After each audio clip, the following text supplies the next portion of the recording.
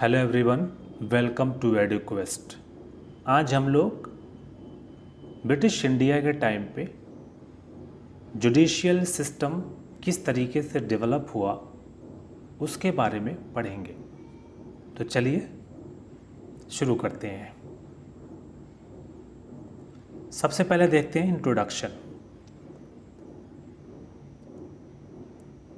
भारत में 1726 के चार्टर के साथ ही जब कलकत्ता, मद्रास और बॉम्बे में मेयर की अदालत बनाई जाती है तो उसके साथ ही कॉमन लॉ सिस्टम की शुरुआत हो जाती है। एक समान न्यायिक प्रणाली की शुरुआत 1726 के चार्टर के साथ होती है।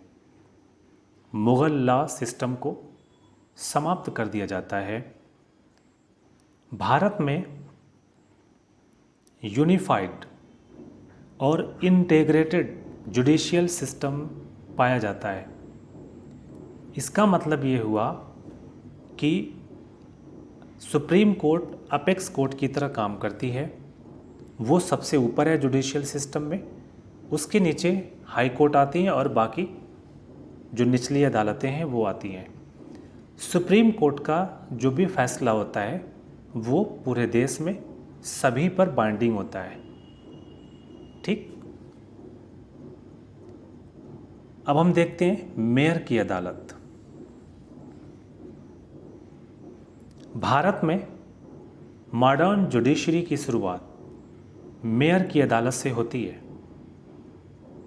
सबसे पहले 1761 के चार्टर के साथ गवर्नर इन काउंसिल को ये पावर दे दी जाती है कि वो अपनी प्रेसिडेंसी में मद्रास और सूरत, ये जो प्रेसिडेंसी है, इन प्रेसिडेंसी से संबंधित जितने भी लोग हैं, जितने भी पर्सन हैं, उनको न्याय दे सकती है और उसके अनुसार वो अपना निर्णय सुना सकती है।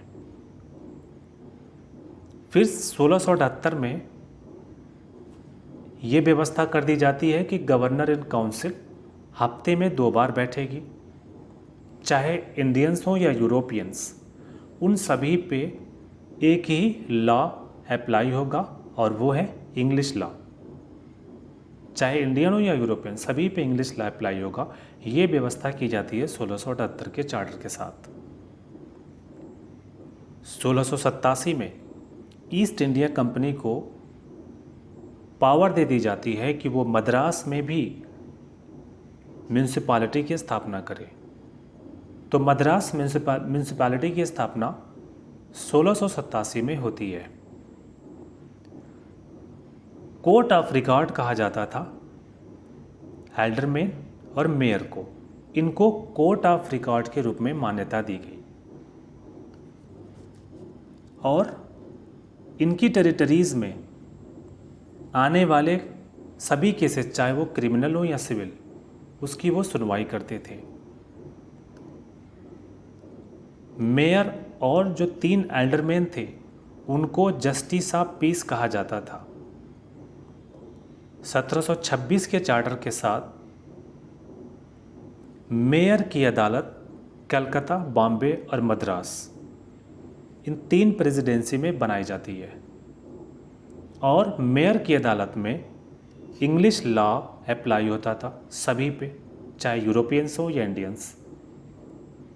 फिर 1753 के चार्टर के साथ मेयर की अदालत को गवर्नर इन काउंसिल के अधीन कर दिया जाता है ताकि किसी भी तरीके के डिस्प्यूट से, विवाद से बचा जा सके।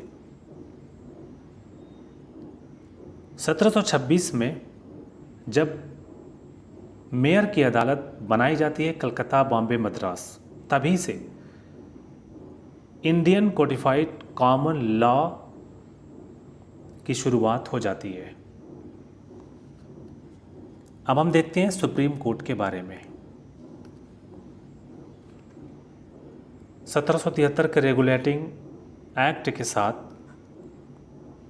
कलकत्ता में पहली बार सुप्रीम कोर्ट बनाई जाती है। उसमें 1 चीफ जस्टिस होता है और 3 जज शामिल होते हैं। जो पहला चीफ जस्टिस होता है वो सर एलिजा इम्पे बनाया जाता है और इनका अपॉइंटमेंट क्राउन करता है। सुप्रीम कोर्ट की ये पावर थी कि अगर कोई उसके फैसले की अवमानना करता है, कंटेम्प्ट करता है, तो वो उसको सज़ा दे सकती है। कोई भी मामला हो, चाहे सिविल हो या क्रिमिनल, सभी केसेस की ये सुनवाई करने का पावर सुप्रीम कोर्ट को दिया गया था। तो ये था जुडिशियल सिस्टम का विकास ड्यूरिंग ब्रिटिश इंडिया। आगे हम इसके बारे में और पढ़ेंगे, पर आज के लिए, अभी के लिए इतना ही। फिर मिलते हैं नेक्स्ट वीडियो में। Thank you.